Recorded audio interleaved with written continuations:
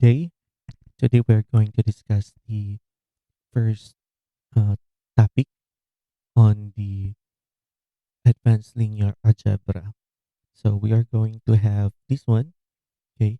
Uh, this topic that I'm going to present to you is somehow a review of what we had when you were in your bachelor's degree. So let's start with systems of linear equation and matrices. So the information in science, businesses, and mathematics is often organized into rows and columns to form rectangular arrays called matrices, which is the plural of matrix. So when we are talking about matrices often appear as tables of numerical data that arise from physical observations, but they occur in various mathematical contexts as well. For example, we will see in this discussion that all of the information required to solve a system of equation, for example, 5x plus y equals 3 and 2x minus y equals 4, is embedded in a matrix form, and that the solution of the system can be obtained by performing appropriate operations on the matrix.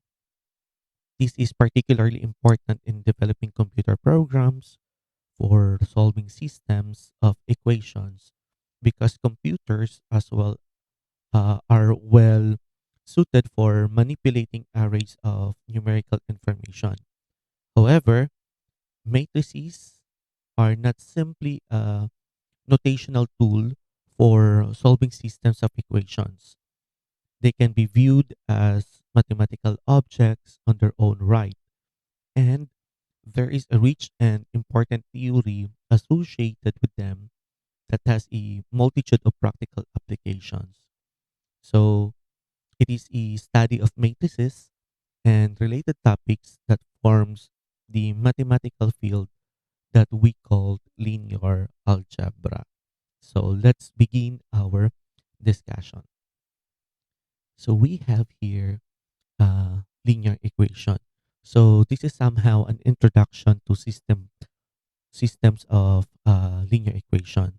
So, when we are talking about systems of linear equation and their solutions constitute one of the major topics that will be discussed in this course or in this subject. So, in this first discussion, we will introduce or review some basic terminology and discuss the method for solving such system. And the first one is the linear equations. So recall that in two dimensions, a line in a rectangular xy coordinate system can be represented by an equation in the form of ax plus by equals c, where a, b are uh, both not zero. And in a three dimension, a plane in a rectangular xyz coordinate system can be represented by the equation in the form of ax plus by plus cz equals d, where a, b, and c are not all zero. These are examples of linear equations. The first being a linear equation in a variables x, y, and the second is actually a linear equation in the variables of x, y, and z. More generally, we define a linear equation in n variables, x sub 1, x sub 2, up to x sub n, to be that be expressed in the form of this one.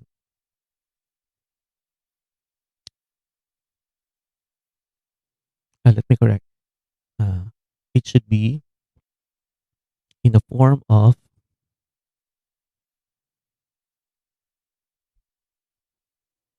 it should be in the form of uh,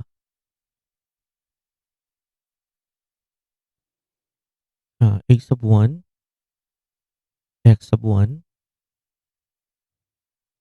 plus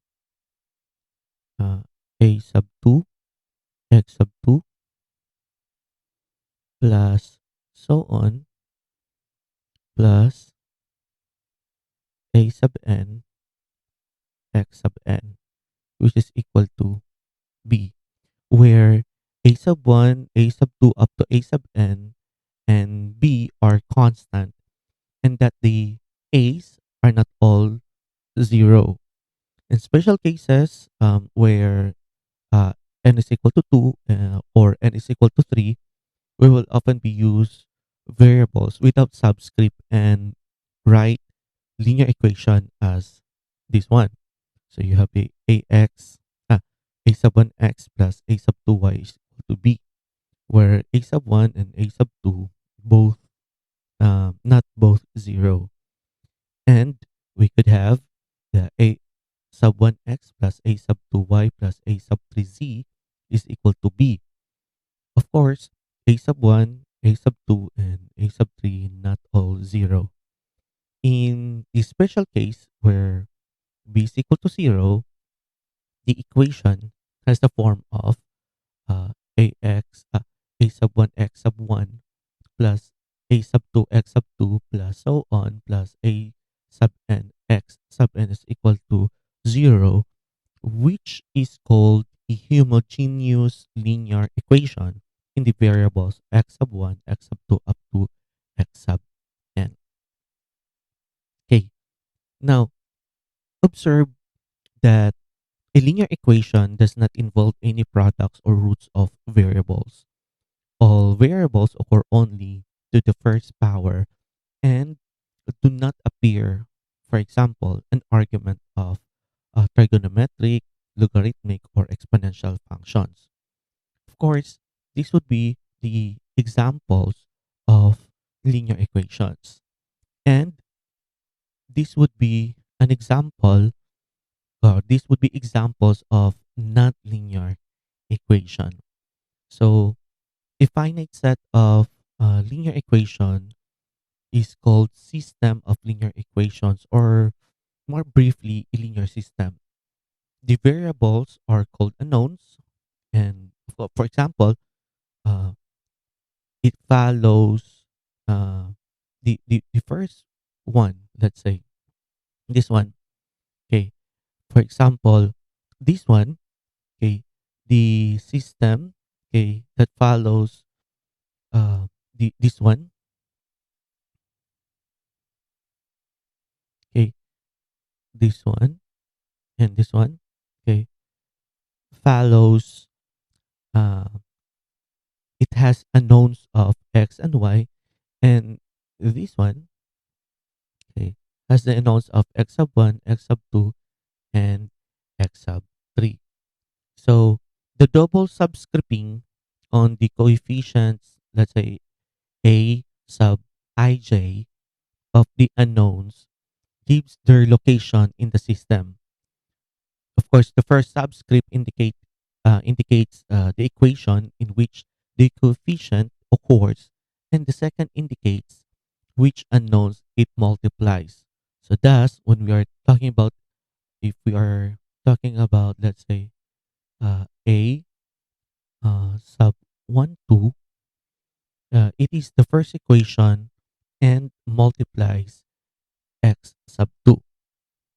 Okay, so a general linear system of m equations in the n unknowns, let's say x sub 1 up to x sub n, uh, can be, of course, written in this form. Now, the solution of a linear system in n unknowns, let's say you have x sub 1 to x sub n, is actually a sequence of n numbers s sub 1 to x sub n, for which uh, the substitution, okay, of, uh, the substitution would be x sub 1 is equal to s sub 1, x sub 2 is equal to s sub 2, and the x sub n is equal to s sub n. Okay. Mm, In other words, it makes each equation a true statement. Okay. For example, if we go back to this example, let's say on the in this system, okay, and this system, we could have our x would be um let's say okay, our x would be 1 and our y is equal to negative 2. And if we are going to solve this system, this one, if we are going to solve this one, you could have um your x sub 1 is equal to okay, uh this would be 1. Your x sub 2 would be 2, and our x sub 3 would be negative 1. Okay, so these solutions can be written, okay, in other way. So let's say this would be 1 negative 2, and this would be 1 2 negative 1. So um, in which the names of the variables are omitted. So this notation allows us to interpret these solutions geometrically as points in two-dimensional and three-dimensional space. Okay, so more generally, um, a solution x sub 1 equals x sub n up to x sub 1 to is equal to x sub 1 equals x sub let me repeat, x sub 1 equals s sub 1 up to x sub n equals s sub n, okay, of linear system in n unknowns. Okay, so which can be written in the form of you have s sub 1, uh, s sub 2 up to s sub n. Okay, so which is called ordered entropol. Okay, so with this notation, it is understood that all variables appear on the same order in which equation. So if n is equal to 2, then the entropol is called ordered pair. If n is equal to 3, then it is called ordered trupol. Okay. So let's have a linear system with 2 and 3 unknowns. Okay. So um, linear systems in two unknowns arise in connection with the intersection of lines. For example, if we have a sub 1x plus b sub 1y equals c sub 1, and you have a sub 2x plus b sub 2y equals c sub 2, in which the graphs of the equations are lines in the xy plane. So each solution, ordered pair xy, of this system corresponds to a point of intersection of lines. So there are three possibilities. Of course, the first one is the lines may be parallel and distinct, in which case there is no intersection and consequently no solution. That's the first case. The second case, the lines may intersect at only one point, in which case the system has exactly one solution. And the third one, of course, is the line may coincide, in which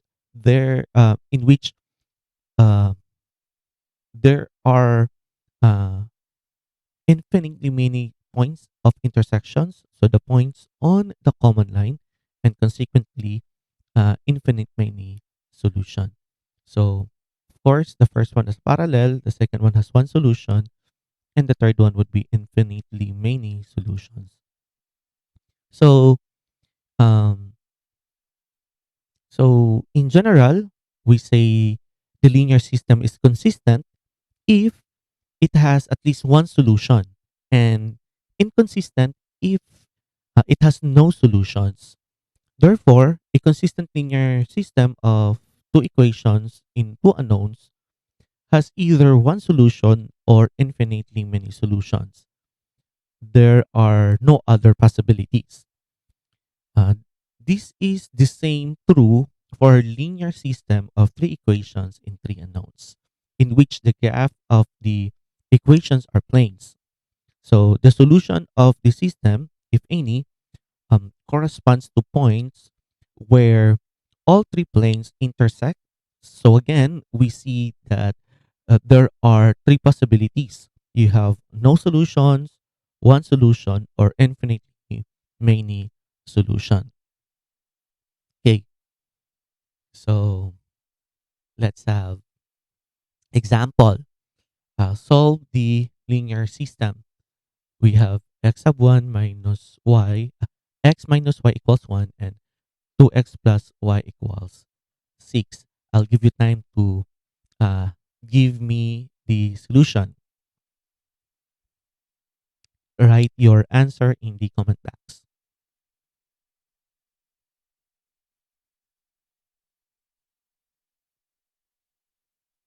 Okay, we can eliminate, in this case, we can eliminate x from the second equation by adding negative 2 times the first equation to the second.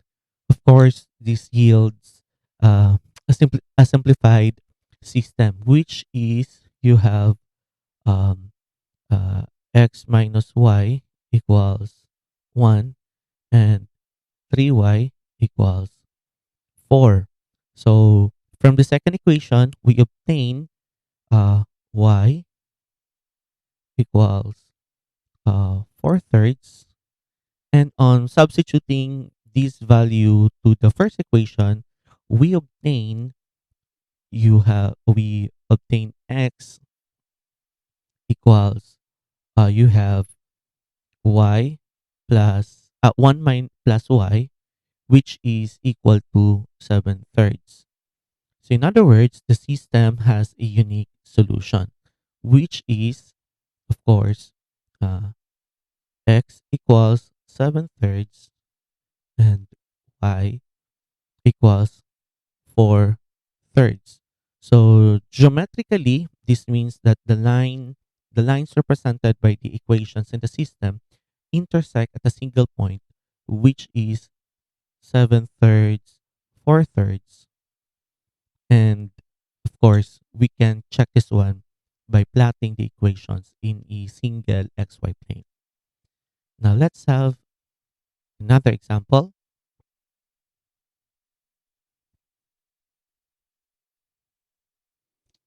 You may solve this linear equation. I'll give you time to do it.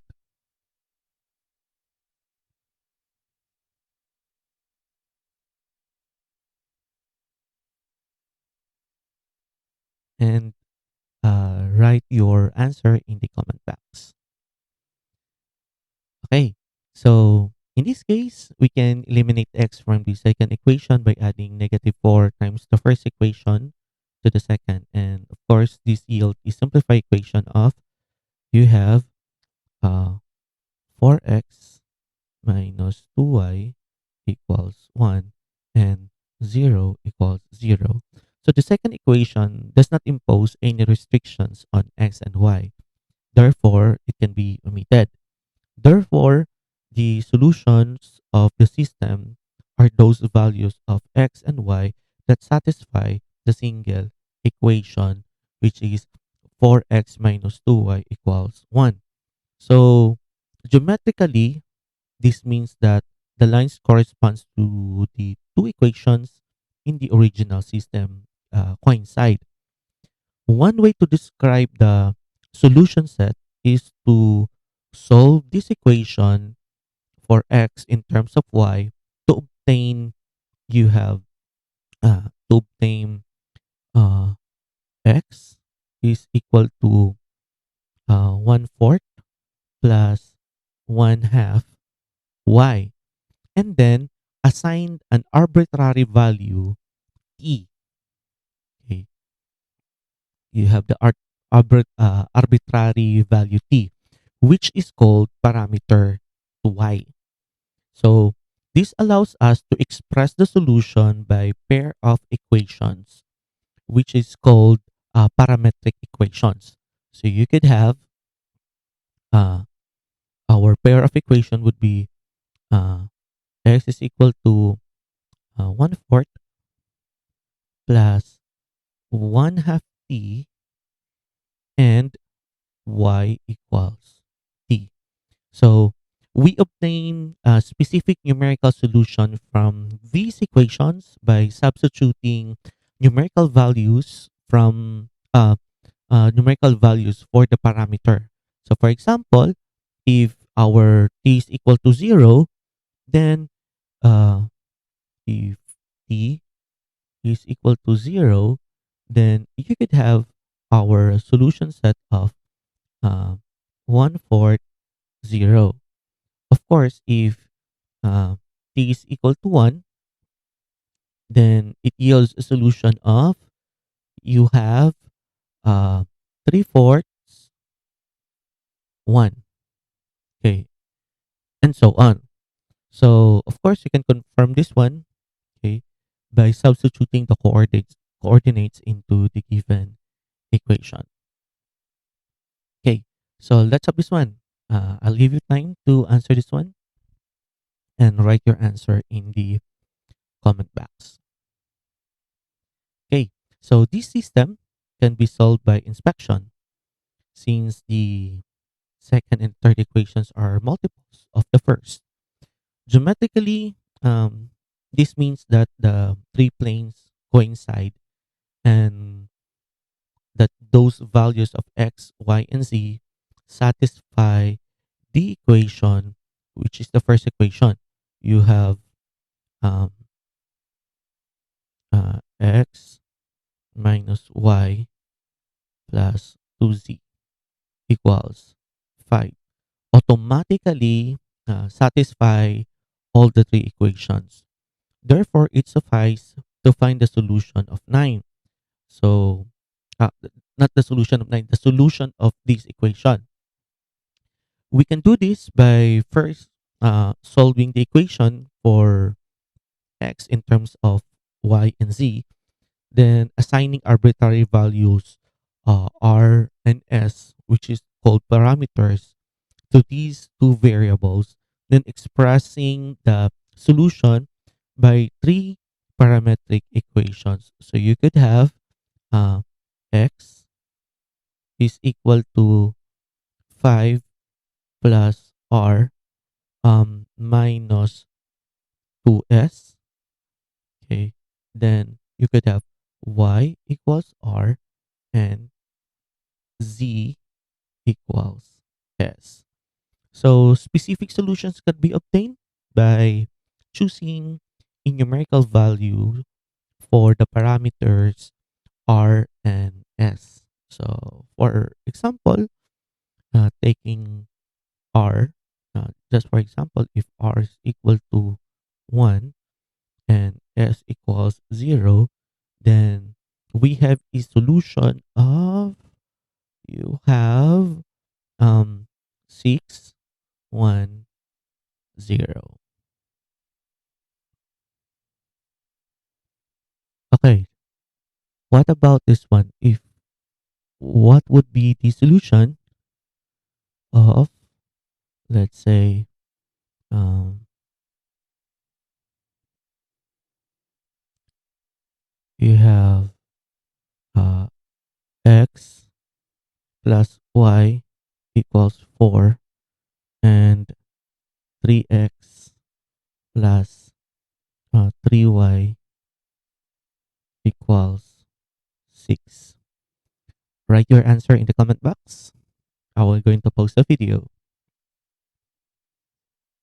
Okay, so of course, in this case, we can eliminate x from the second equation by adding negative 3 times the first equation to the second equation. So, of course, this yields a simplified system of you could have uh, x plus y equals 4 and 0 is equal to negative 6. So in the second equation, we can see that there is contradictory. So the given system has no solution.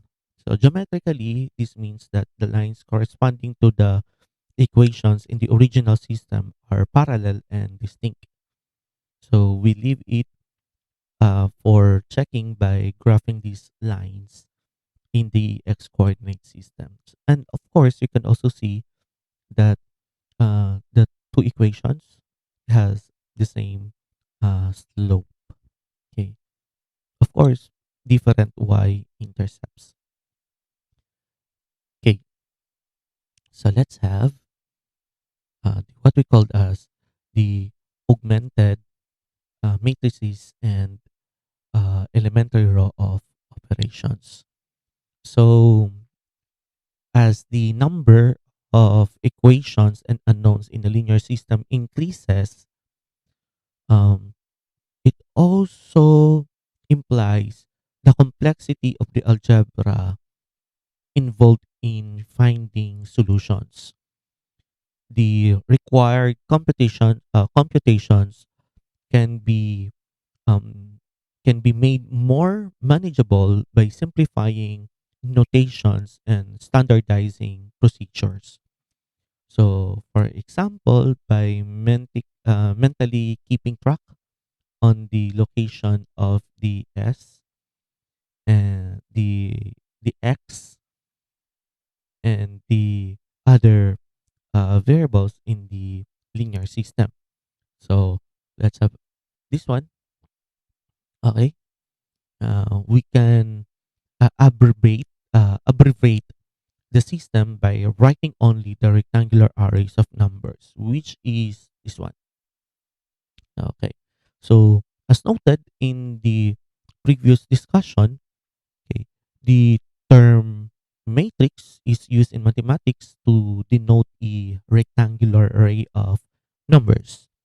Okay, so in the later discussion, we will study matrices in detail. But of course, for now, we are only be concerned with the augmented matrices for linear systems. So, uh, this example or this illustration is called augmented matrix for the system. So, for example, let's say this one. Okay, this is the the right side is what we call as the augmented matrix for the system of equation x sub 1 plus x sub 2 plus 2x sub 3 equals 9, 2x sub 1 plus 4x sub 2 minus 3x sub 3 equals 1, and 3x sub 1 plus 6x sub 2 minus 5x sub 3 equals 0. So the basic method for solving the linear system is to perform appropriate algebraic operations on the system that do not alter the solution set and that produce a succession of increasingly simpler systems until a point is reached where it can be ascertained whether the system is consistent, and if so, what its solutions are. So typically, we have the what we call as algebraic operations. And these algebraic operations would be, of course, multiply an equation through by a non-zero constant. You can interchange two equations and add constant times one equation to another. Since the rows or the horizontal lines of the augmented matrix correspond to the equation in the associated system, these three operations correspond uh, to the operations on the row of augmented matrix, which is called elementary row operations on matrix. So in other words, these three operations is what we call as the elementary row operations on a matrix. Okay, so in the next examples, we will illustrate how to use the elementary row operations and an augmented matrix to solve a linear system of three unknowns. Since systematic procedures for solving linear systems will be developed in the next discussion. Do not worry about how the steps in these examples were chosen. So our objective here should be to simplify to understand the computation. So let's have this one. So for example, we are going to use the elementary row operation to solve the unknowns in this case. So of course, in this case, we will solve the system of linear equations by operating on the equations in the system. And of course, uh, we are going to solve this one by operating on the rows of the augmented matrix. So if we are going to solve this one using the what you call this algebraic operations, we can solve this one actually. But let's try to present this one in using the elementary row operations. Okay. So transform this one into augmented matrix. You could have uh, 1, 1, 2, 9. Then you have 2, 4, negative 3, 1, and 3, 6, negative 5, 0. So you have 1, 1, 2, 9, 2, 4, negative 3, 1, 3, 6, negative 5, 0. And this would be our matrix, the augmented one. Okay, so what we are going to do here is our target, okay, the in every row, our leading coefficient would be 1 in diagonal. So in this case, since the first row, we already have this 1, okay, as leading coefficient, our target now is our 2 here. It should be equal to 0 in this case. So what we are going to do is we have to uh, multiply, okay, the first row by 2, then add this uh, product to the second equation. So again, we multiply here by negative 2. So what we're going to do here is you have to, uh, we have mm, 1, 1, 2, 9.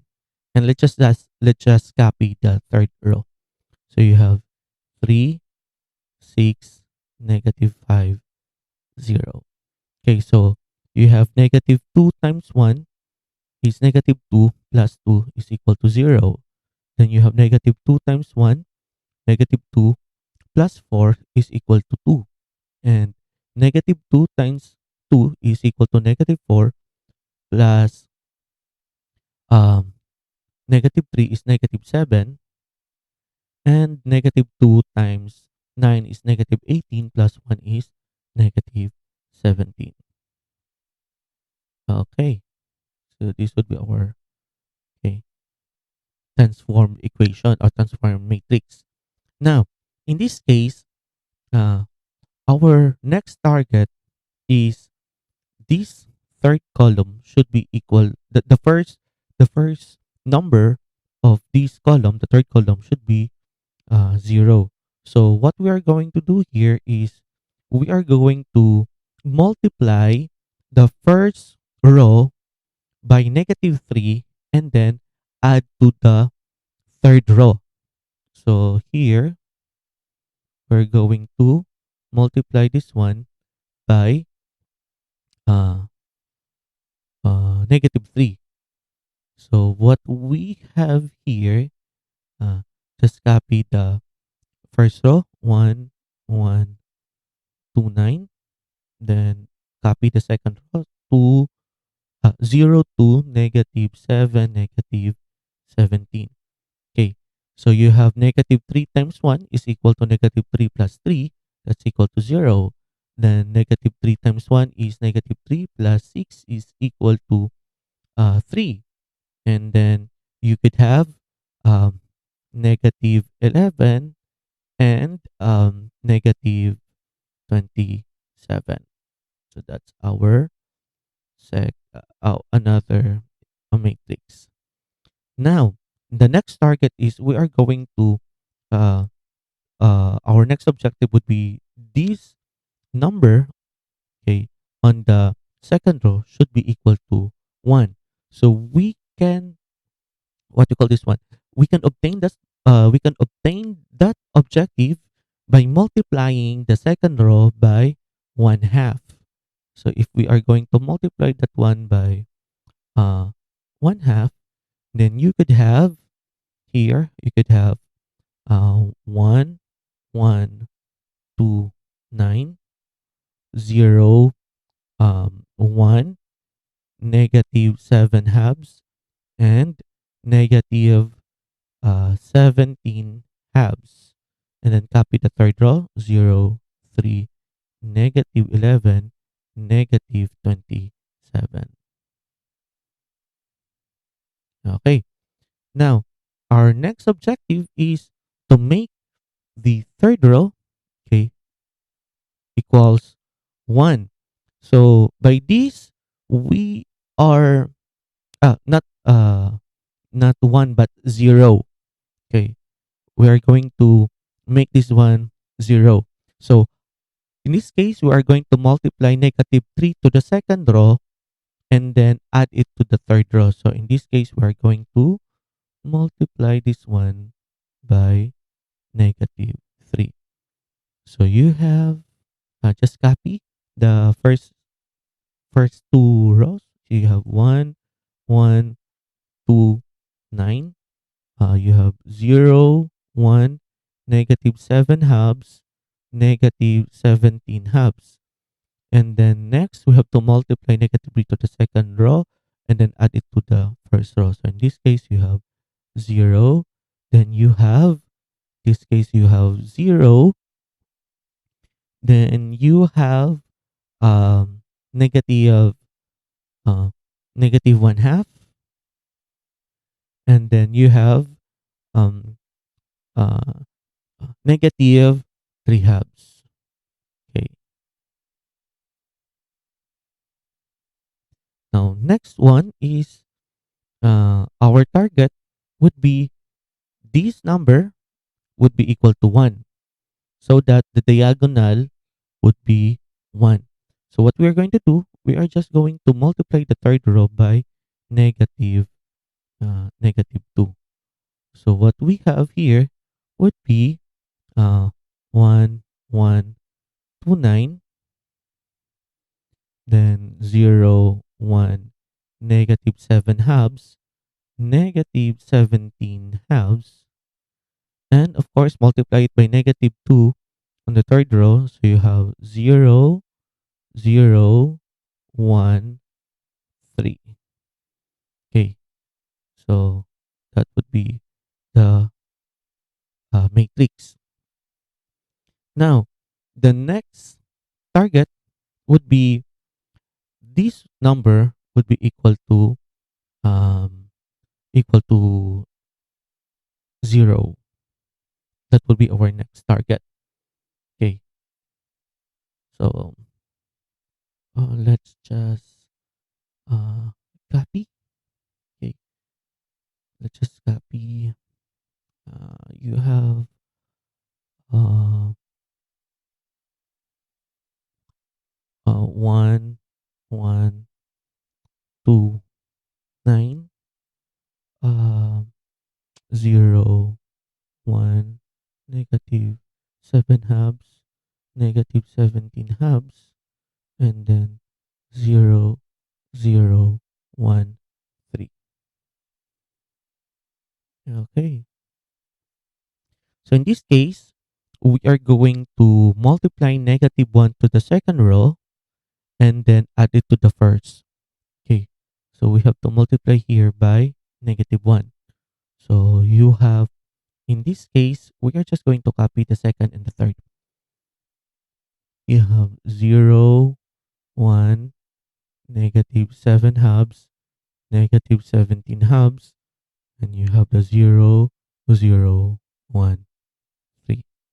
Okay, so you have um, 1, of course, okay, and then you have 0, then you have positive 7 halves, that would be 11 halves, and then you have a positive 17 halves, that becomes 35 halves.